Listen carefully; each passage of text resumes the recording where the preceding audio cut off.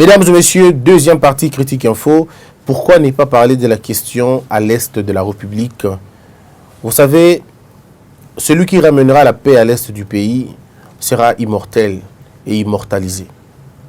Cette partie de la République continue à essuyer je dirais, l'humiliation, continue à être victime d'une guerre asymétrique, mais surtout d'une barbarie impossible. Et en même temps, d'une naïveté de la population congolaise dans son entièreté et de la lâcheté de certaines personnes qui gèrent le pays. La complicité internationale, on l'a si bien dit. Nous avons essayé de prouver combien de fois les États-Unis, la Belgique et les autres pays étaient au courant de la guerre à l'est du pays, de massacres à l'est de la République, mais personne ne dit mot. Nous n'arrivons même pas à parler du génocide parce qu'on nous empêche de parler du génocide. On pense que quand on parle du génocide, c'est mal. Pourtant, hier, si vous avez suivi, je ne vais pas dire hier, mais la semaine passée, il y a maintenant une vidéo qui circule. Le président burundais, il n'a pas froid aux yeux, il accuse directement le Rwanda d'être complice de beaucoup de choses. Et il va même plus loin pour dire que les incursions venaient du Congo. Mais comment venaient du Congo? Parce que, bref, ces groupes armés ont trouvé leur base arrière en RDC. Et au lieu de faire des dégâts dans le pays d'où ils viennent, ils font chez nous le problème. Et ça, c'est scandaleux, ce n'est pas bien. Ce n'est pas bien, il faut condamner cet acte-là. J'aimerais ici dire au peuple congolais une chose. L'information qui est vraie, c'est que la population congolaise, dans son ensemble, et surtout celle de l'Est en particulier, n'en veut plus. Ces gens ne veulent plus de voir la MONUSCO. Ils n'ont plus besoin de la MONUSCO là-bas. Ça, c'est de un. De deux, ils ne veulent plus de gens que le président, je veux dire l'armée, a envoyés là-bas. Il y a des personnes que l'armée a envoyées, des personnes qui aujourd'hui dérangent la tranquillité, mais surtout dérangent la quiétude des gens. C'est un peu comme si on essayait de remuer le couteau dans la plaie. Nous entendons, comme beaucoup, la récursion, le retour du CNDP. Je dois rappeler ici que le CNDP, c'était une force négative. Ce n'était pas une force positive. Ce n'était pas le gouvernement. C'était des rebelles. C'est des gens qui ont tué. C'est des gens qui ont causé la terreur à l'est de la République. Et on ne peut pas comprendre aujourd'hui que notre armée congolaise puisse faire alliance avec ces gens-là. On ne peut pas comprendre ça. Le M23. Je ne sais pas par quel mécanisme l'armée régulière peut aujourd'hui se mettre ensemble avec des rebelles sans que ces derniers soient jugés. Parce que comme moi je l'ai toujours dit, ceux qui ont été dans le M23, leur place ne se retrouve pas dans notre armée. Leur place se retrouve en prison. Ils doivent en principe, ces gens-là doivent répondre de leurs actes. Ils doivent nous dire qui les ont envoyés. Et toutes ces choses-là, nous devons le voir, le regarder sous un bon œil. On ne négocie pas avec ceux qui nous font du mal. Je suis convaincu que arrêtons de vendre la thèse selon laquelle nous avons des terroristes dans le pays. Nous n'avons pas de terroristes au Congo. Ce qui se passe à l'est du pays, ce n'est pas du terrorisme. C'est des assassinats à grande échelle, de meurtres organisés. Ça n'a rien à voir avec le terrorisme. N'appelez pas terrorisme ceux qui ne le pas. Parce que le Congo ne supportera pas, ne subira. Le Congo ne saura pas supporter le terrorisme. Ce qui se passe aujourd'hui au Cameroun, ce qui se passe dans les autres pays d'Afrique, nous, on ne le connaît pas encore. Arrêtons, s'il vous plaît, de provoquer des gens qui n'ont pas l'intention de nous faire du mal en ce moment. Nous avons un petit groupe d'individus que nous devons traquer, que nous devons arrêter. Nous sommes incapables de le faire. Alors arrêtez de chercher les Magaminene. Ici, vous êtes en train de parler des ADF. ADF, c'est pas terroriste. Arrêtez de tromper les gens. Ceux qui ne sont pas terroristes, en français. En termes que le roi s'est mis terreur, on peut les appeler terroristes. Mais ils ne sont pas des terroristes assumés. Ne pas Daesh, ne pas Al-Qaïda. Ce n'est pas la même chose. Alors il ne faut pas ramener les choses, mélanger les choses. Non, ne tombons pas dans le piège. Ça, c'est le piège du gouvernement Kabila. Ce monsieur Mende qui a mené cette histoire-là, qui faisait croire aux Congolais qu'on était dans le joug du terrorisme. Ce qui n'est pas vrai. Ces gens sèment la terreur, on est d'accord. Ceux qui sèment la terreur sont des terroristes, on est bien d'accord. Mais ce n'est pas le terrorisme formel. Ce n'est pas le terrorisme formel, le terrorisme titré comme on le voit dans la grande structure autrement dans la Libanda. Ici, nous devons traquer les gens. Et la seule façon pour nous de traquer les gens, c'est d'être sérieux dans ce que nous faisons.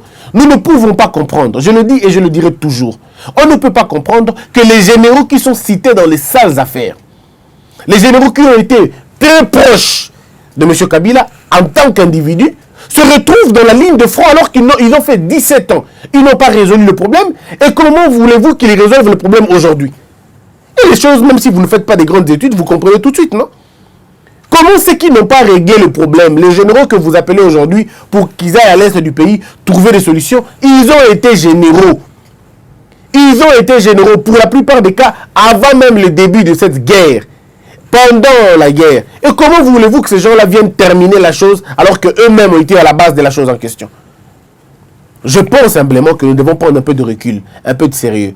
Je ne conseille pas au président de la République et au gouvernement congolais d'accepter le M23. Le M23, quand ils viendront au Congo, ils ne viennent pas seuls. Je dois vous le dire, mes frères, c'est parce que vous n'avez pas l'idée de ce qui se passe dans nos frontières. Dans nos frontières, surtout à l'est du pays, mais les gens traversent la nuit, les gens traversent le jour, les gens traversent quand il pleut, mais ils traversent en centaines, par centaines, ces gens-là. Et quand ils arrivent au Congo, ils n'ont pas de carte d'identité, ni du pays d'où ils viennent, ni du pays où ils les accueillent. Et c'est des gens qui revendiquent, ils revendiquent nos terres, ils revendiquent nos richesses, ils revendiquent tout ce que nous sommes. Et ils veulent être au même pied d'égalité que nous. Au plus même, ils veulent dominer sur nous.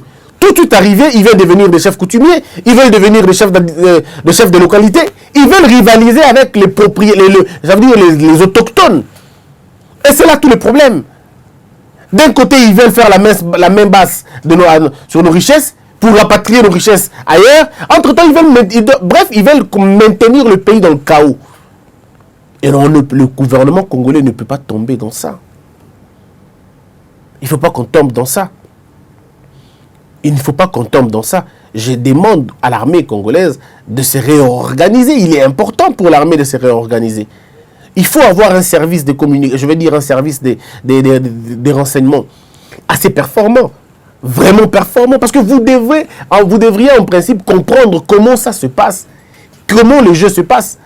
Le peuple congolais ne veut pas savoir ce qui se passe avec Laurent Kunda. Et donc, vous pouvez imaginer, mesdames, mesdemoiselles et messieurs, c'est ce même peuple. Parce que moi, je ne comprends pas une chose.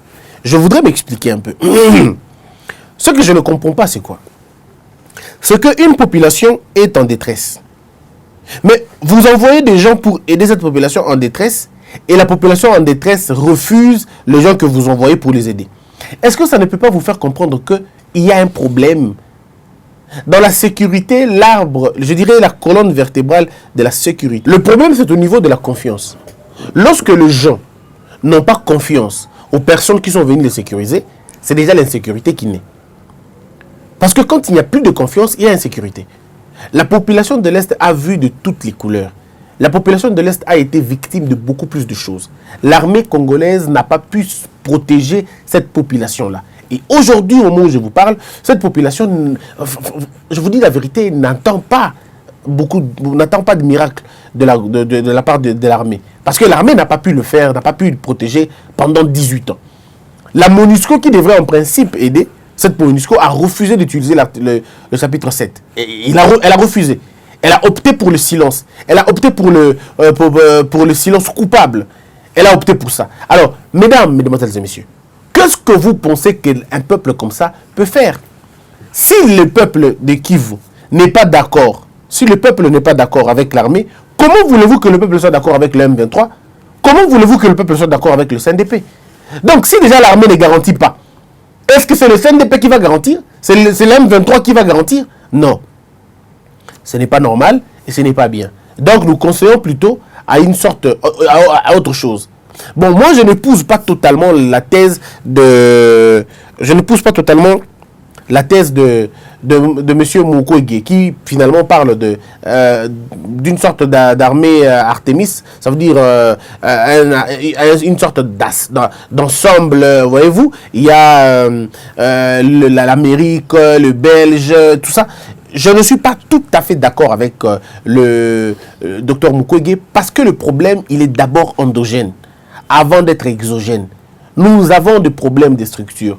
Je suis convaincu que tant qu'on n'aura pas maîtrisé la question de la territoriale dans son fond et dans son âme, on ne réussira toujours pas.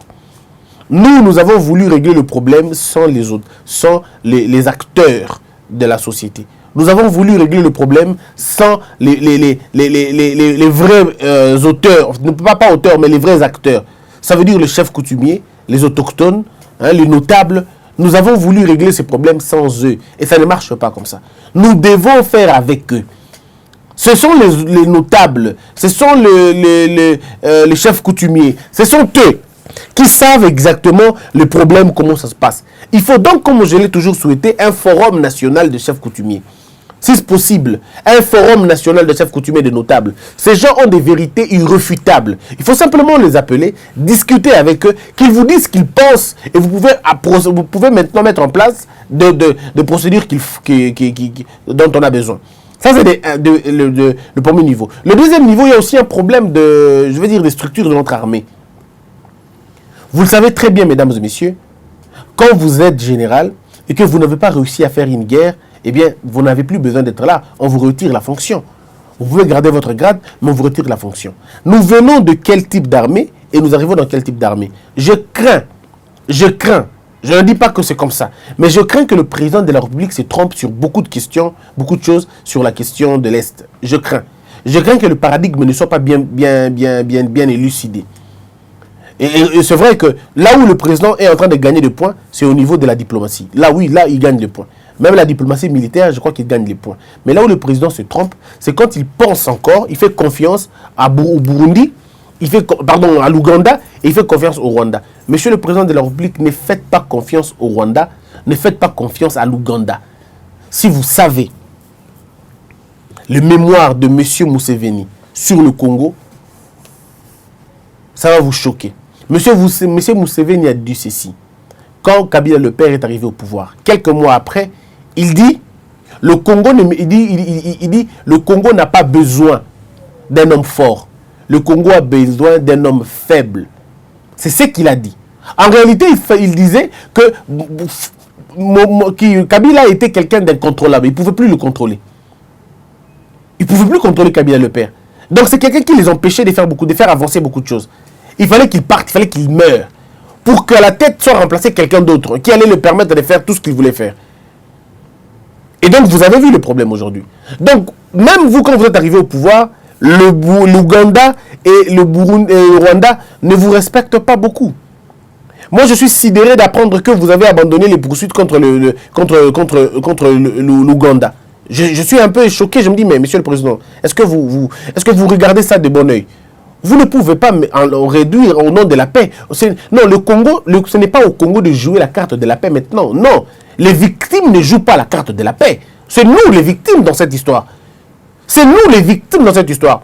Nous avons payé plus cher que le Rwanda, plus cher que l'Ouganda. Alors ce n'est pas à nous de brandir le drapeau de la paix. Non. C'est plutôt à eux de demander la paix. C'est plutôt à eux de demander la paix, pas à nous. C'est nous qui avons été victimes. Le nombre de gens qui sont décédés au Congo, tués par les ADF, dépasse de très loin le nombre de cas que l'ADF a causé à l'Ouganda. Si nous devons compter les morts au Congo, les Congolais qui sont tués par les FPR, par rapport aux Rwandais qui sont tués par le FPR, vous allez vous rendre compte que le FPR a tué beaucoup plus chez nous que chez eux. Donc nous, il faut changer la donne. C'est nous qui sommes des victimes. Et comme nous sommes des victimes, c'est à nous de demander réparation. C'est nous qui avons subi les préjudices. Ce n'est pas eux.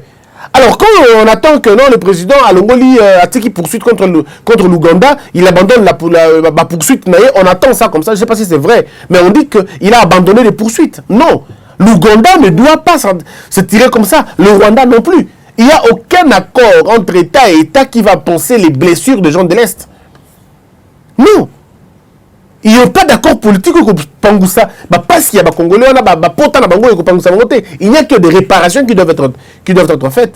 Jusqu'aujourd'hui, imaginez-vous, le Rwanda ne s'est jamais excusé pour ce qu'il a causé au Congo. L'Ouganda ne s'est jamais excusé pour ce qui se passe au Congo. Alors pourquoi nous allons le pardonner? Parce qu'on a perdu? Non. La population seulement du Kivu est plus importante que la population du Rwanda entièrement. Et je ne connais pas la population de l'Ouganda, mais je suis convaincu que, en tout cas, les Kamisho n'est belé pénaté. Sur l'équipe qui voulait belé, Togo Baxelon qui s'engage. Les Kamisho n'est belé. Donc je ne vois pas par quel mécanisme ces deux petits pays peuvent nous imposer une sorte de paix. Je ne vois pas. Et encore que la paix, on ne l'impose pas. On n'impose pas. Je demande, moi, au président de la République, un certain nombre de courage, vraiment du courage, pour qu'il arrive à regarder et le Rwanda et le Burundi et l'Ouganda aux yeux, et s'il y a possibilité de continuer les poursuites pour que ces gens-là nous payent l'argent. On en a besoin même pour renforcer notre économie.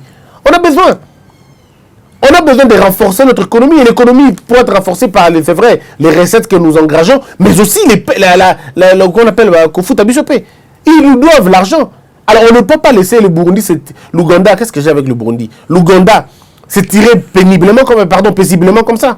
Non, je crois que c'est comme ça qu'ils doivent faire. Dans les rapports des pays, nous devons partir sur des rapports de force aussi. La démographie est une force. Oui, la démographie est une force. La superficie d'un pays est aussi une force. Peut-être pas toujours, mais aussi une force. Donc c'est à nous de voir dans quelle mesure on pourra le faire. Mais en même temps, je suis d'accord que l'on puisse construire d'abord un leadership de gouvernance, que l'on puisse construire d'abord un rapport de force à l'interne, et puis après on pourra peut-être revendiquer nos forces. Parce que si on n'est pas fort à l'intérieur, il suffit qu'on soit bougé à l'extérieur, on va peut-être même secouer. Mais nous voulons voir les signaux en bas, les signaux qui sont en train d'être faits pour que ça marche. Nous avons hérité de quel type d'armée? On a hérité d'une armée politicienne qui était comme une section d'un parti politique au Congo. Je suis sidéré de voir que mon oncle, quand je dis oncle, c'est par rapport à la commune, c'est par rapport à la tribu, c'est par rapport à beaucoup de choses. Je suis, moi, sidéré d'apprendre que Didier Toumba puisse porter un polo ou une chemise avec l'effigie du président de la République. Mais peut-être qu'on ne comprend pas ce que ça veut dire.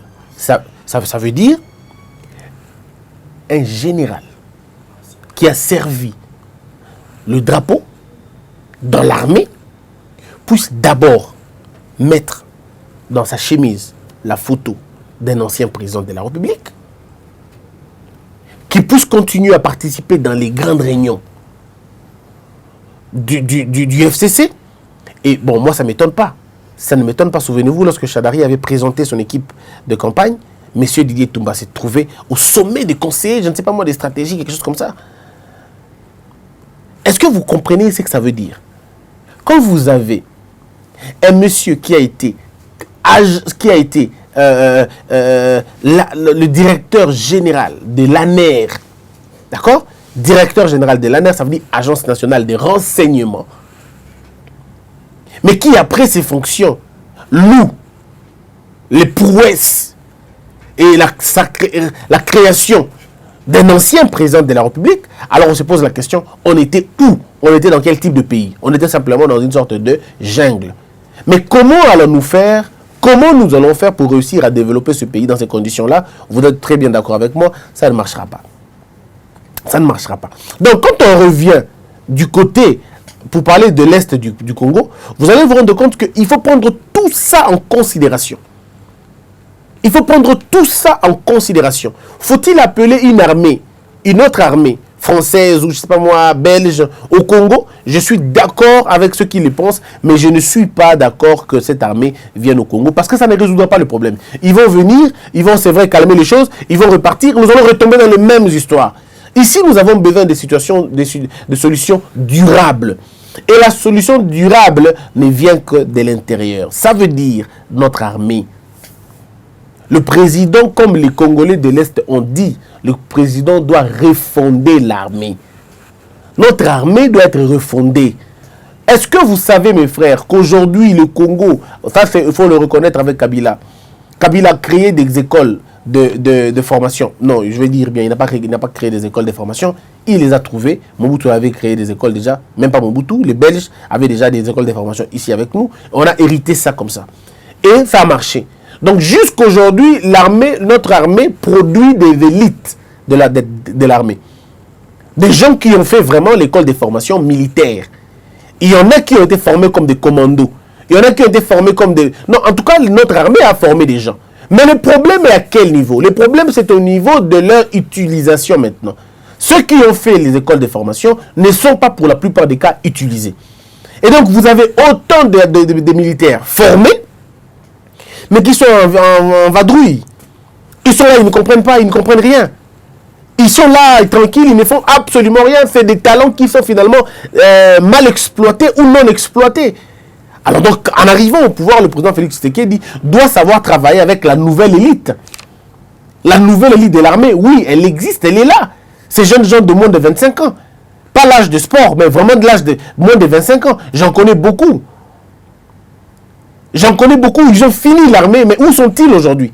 Ils sont oubliés. C'est des gens qui ont la garde, la permanence, mais ils sont formés pour travailler. Il faut faire de l'espace pour que ces gens-là travaillent. Il faut les intégrer dans la gestion de l'armée. C'est eux, nos nouveaux colonels. Ce sont eux qui doivent être de nouveaux officiers, tout en gravissant effectivement des échelles. Ils sortent de l'armée, je crois, avec le grade de la formation, avec le grade de sous-lieutenant, si je ne me trompe pas. Ben, ils doivent passer des lieutenants et ils doivent passer assez vite. Je ne veux pas dire vite dans le sens de bâcler, mais non, mais dans le sens de récupérer les choses parce qu'on en a vraiment besoin. Mais sinon, ça va être compliqué. Ne comptons pas sur la MONUSCO, elle ne produira absolument rien. Ne comptons pas sur la MONUSCO. Comptons sur l'armée congolaise, mais cette armée réformée, cette armée qui a finalement été exemptée dans Makambo Ebele, cette armée qui a vu les généraux rwandais, les généraux burundais, ougandais, l'ongwe na armée na biso. L'ongwe wana, tout ce armée moko clean, centré dans les Congolais, Makambo Ebele ko changer. Je l'ai toujours dit et je continue à le dire. Nous ne manquons pas de militaires au Congo.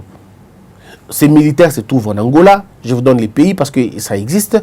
Des militaires, il y en a qui se trouvent en Angola, qui se sont reconvertis dans le diamant, par exemple, dans le commerce. Il y a des militaires qui se trouvent au Congo-Brazzaville. C'est des capitaines, des colonels, il y a même des généraux qui sont en exil. Ça veut dire que nous avons toujours des militaires. Il y en a nombreux qui ont été à la garde civile, qui ont été à la gendarmerie, qui ont été dans l'infanterie, qui est belé. Commando, parachutiste, au Mobutu Salaka, à Kriaka. Tellement ébélé. Partout en Afrique. Dissimulé quelque part. Le jour où le chef de l'État en aura vraiment besoin, Zimbabwe, belé en Afrique du Sud, vigile, place ébélé dans le pays. C'est des gens, à la vigile, dans la société en France, dans la société en Afrique du Sud, mais avant d'y avoir sommation, il y a contribuable les Aïrois. Les Aïrois ont payé pour sa formation. Et il est meilleur dans sa catégorie, mais malheureusement, parce qu'il ne répond pas à un schéma politique, le président de la République doit réformer cette armée-là. Le président de la République doit réformer cette armée-là. C'est vrai qu'il y a des forces négatives à l'intérieur de l'armée qui ne voudront pas que le président procède comme ça, mais ça dépendra du courage du président de le faire. Même dans notre armée, même l'état-major, et dans la Batouba, belé dans l'armée, n'a négligé. Et belé, négligé. Batikala jamais cause pour promotion. Batikala jamais cause élévation. Parce qu'il n'appartenait pas à un clan, il n'appartenait pas à une tribu. Mais c'est des gens pétris de talents. C'est des gens pétris de talents. Des génies militaires. Des génies alors des génies. Des surdoués même. Des techniciens, non mais, techniciens confirmés quoi. Affirmés et assumés. Mais ils ne verront jamais la gloire parce qu'ils n'ont pas appartenu à un clan politique. Maintenant, le chef de l'État, en tant que fédérateur, doit faire appel à tous ces généraux-là, à tous ces colonels-là. Ils sont partout. Il y en a qui sont en prison, dans nos prisons, dans Bandolo, Baza Ebele. Moussou Baza Bandolo, Moussou Baza dans la prison Makala, Moussou Baza dans la prison, dans la province, dans la pays Ebele, le président en a besoin. Moi, je demande ceci, je propose ceci.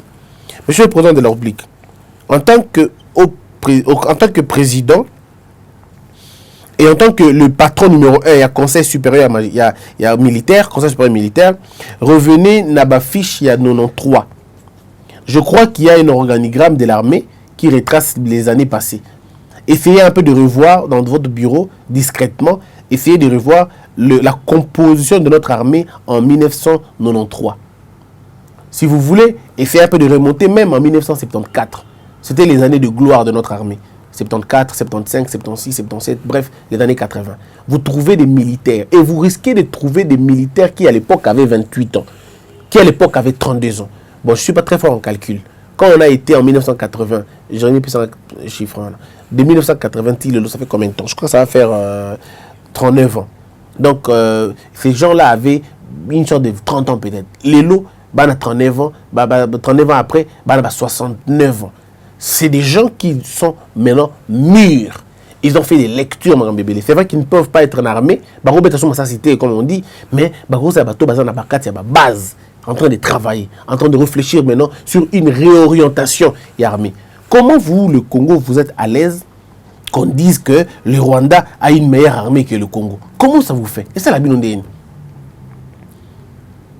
N'engeni biso Congo, tout à qui, pratiquement, si pas la troisième force en Afrique. Mais comment aujourd'hui on peut se retrouver dans ce cas? Est-ce que vous imaginez ça?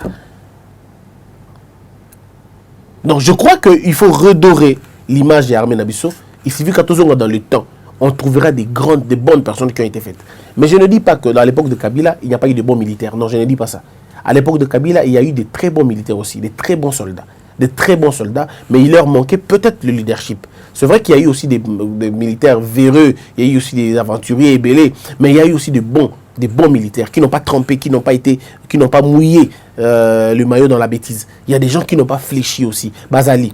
Mais c'est justement là, un casting qu'on nous un modèle qu'on réfère Bango pour faire une autre armée. Parce que si vous créez une autre armée, elle sera opposée à l'armée actuelle et l'armée actuelle tombera.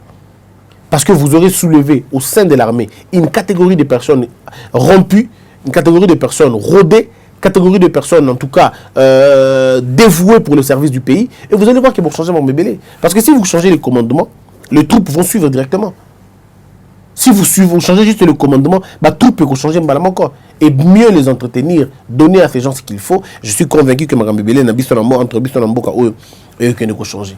À partir du moment où on réussir à monter et qu'on s'y battre. Envoyer les militaires à l'est du pays faire la ceinture, c'est une très bonne chose. Mais tant qu'on ne saura pas enlever les tops dans notre armée, et film battre. Il y a aujourd'hui des rapports qui font état que ils ont des contrats dans les groupes armés. Au point que quand on attrape les groupes armés, ils craquent facilement. Ils disent que non, on a été en communication avec tel, Alors pourquoi continuons-nous à maintenir ces gens qui sont cités par les groupes armés pour la Bango, allié? Il y a des groupes rebelles, en même temps, censé couper sa mission Kimia. Ça ne marche pas. Pourquoi Laurent Kunda est toujours na Rwanda? Pourquoi on ne permet pas que tous soient? Pourquoi? Pourquoi le Congo, on ne donne pas Laurent Kunda, on ne le remet pas ici, on ne l'extrade pas ici, ou on ne l'extradite pas ici pour l'arrêter, pour le condamner, peut-être pour le juger? Pourquoi on ne le fait pas? Alors, est-ce que nous allons continuer à traiter avec le Rwanda quand le Rwanda continue à garder sur son sol nos criminels à nous, ceux qui ont tué des femmes et des enfants ici, ceux qui ont engolé des petits-enfants dans l'armée, ceux qui sont finalement poursuivis au Bogo de la Cour pénale internationale? Donc je crois que c'est de façon holistique qu'on doit comprendre le problème et apporter une solution. Moi j'appelle au calme, surtout à la population de Goma, et j'appelle au calme, je leur demande de pouvoir tenir bon. Je suis convaincu que ce que nous voyons aujourd'hui, on ne va pas le voir demain. Je dis aussi aux Congolais qui prétendent que ce qui se passe à l'Est, c'est la manipulation. Je vous demande de vous abstenir des commentaires inutiles, s'il vous plaît. Ce qui se passe à l'Est du pays, ce n'est pas de la manipulation. Ce peuple a raison de chasser la MONUSCO. Ce peuple a raison de montrer sa violence. Le peuple n'a pas tort. Le peuple n'a pas tort. Ce n'est pas de la manipulation. Ça devient de la manipulation quand vous commencez à dire au peuple ce qu'il doit faire. Non. Le peuple a attendu longtemps, 20 ans durant. Il y a des gens qui ont vu leur famille, leurs membres de famille tomber. Il y a des gens qui ont vu leur mari mourir. Il y a des gens qui ont vu leur famille finalement être décimée. Des villages décimés, des cimetières finalement sabotés, profanés. Mais ils ont vu ça. Ils ont attendu que l'État fasse quelque chose. L'État n'a rien fait. Ils ont attendu que l'ONU fasse quelque chose. L'ONU ne fait rien. Ils ont attendu que la communauté internationale agisse. La communauté internationale brille par son silence. Que voulez-vous que ces gens-là fassent? Que voulez-vous que ces gens-là fassent? Non, mais attendez 2 secondes. Une masse blessée n'entend pas raison. Une masse blessée n'entend pas raison. Et donc, nous demandons à la population congolaise de continuer à comprendre, de continuer à se battre pour sa propre liberté. Nous continuerons à nous battre en protégeant le Congo, parce que le Congo ne sera jamais divisé. Nous continuerons à nous battre pour que le Congo ne soit pas divisé, mais nous continuerons à maintenir la pression pour que le gouvernement congolais prenne des décisions vraies, bien, pour sauvegarder l'intérêt de tout le monde. Mesdames et messieurs, merci beaucoup. C'en est fini pour aujourd'hui. Que la peur quitte nos esprits et que Dieu bénisse les RDC.